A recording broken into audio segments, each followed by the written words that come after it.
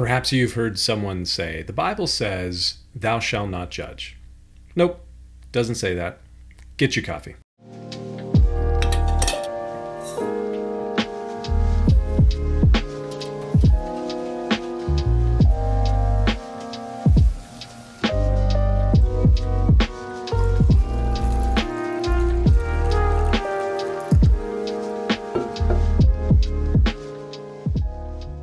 We are living in an upside down time.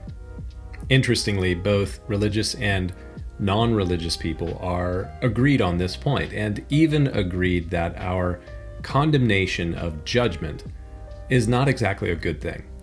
What do I mean, our condemnation of judgment? Well, there are vocal cultural influences that contend that we can't make moral judgments about others because such moral judgments are the imposition of our morality upon others, and that is judged as wrong by some in 21st century Western society. Let's not yet call out the obvious that their judgments of judgments might be, according to their worldview, unjust. I'll let you think about that one. But as I said, both religious and non-religious thinkers agree that these concepts are upside down and backwards. One such non-religious thinker is atheistic author and podcaster Sam Harris. If you don't know that name, you can search him online and you'll find tons of information about him. But in 2010, Sam released a book called The Moral Landscape, which is based upon his similarly titled PhD thesis from UCLA. At the time of the release of his book, he spoke at the 2010 TED conference on the topic of moral questions and science.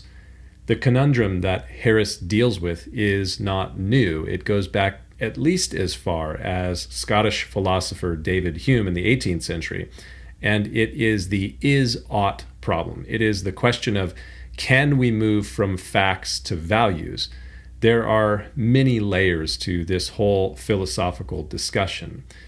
I agree with Sam Harris probably on very little, but having listened to and watched and read a lot of his content over the years, I do agree with him on this. He says that we need a universal conception of human values. I think that is true. We do need a universal conception of human values. And I would argue, and this is not at all original to me, that we have universal conceptions of human values. Every culture at every stage of history that we've been able to study has a religious impulse. Even if you are an atheist like Sam Harris, you have a religious impulse. So did the late atheistic author Christopher Hitchens. Both Harris and Hitchens are, or were, in the case of Hitchens, full of moral declarations which are directly connected to this religious impulse. Why is there a universal religious impulse? And why does there appear to be a universal acceptance of categories for right and wrong? Now, don't misunderstand. I'm not saying that there is universal consensus across all cultures and communities as to the granular details of what is right and wrong. But there is a universal acceptance that there are categories called right and wrong. And there are significant enough agreements as to the things that are right and those things that are wrong so that we can see coherence across cultures and communities. Why am I bringing this up?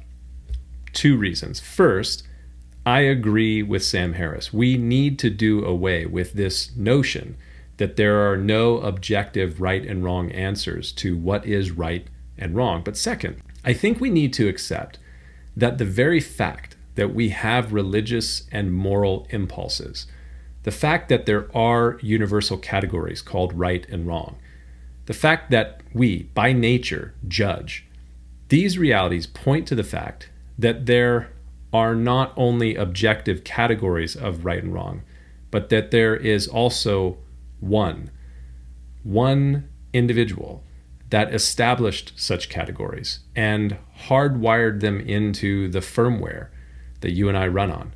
The apostle, and I would say philosopher, the apostle Paul wrote in the book of Romans, "You are inexcusable, O man, whoever you are who judge. For in whatever you judge another, you condemn yourself. For you who judge practice the same things. For when Gentiles or non-religious people who do not have the written and divinely inspired law, when they do by nature the things that are in the law, these, although not having law, are a law unto themselves, and they show the work of the law written in their hearts, their conscience also bearing witness, and between themselves their thoughts accusing or excusing themselves. In this observation, Paul is making very clear that the fact that you judge others is a judgment, that you will be judged ultimately by the perfect and impartial judgment of the ultimate judge. Something to think about. We'll see you next time.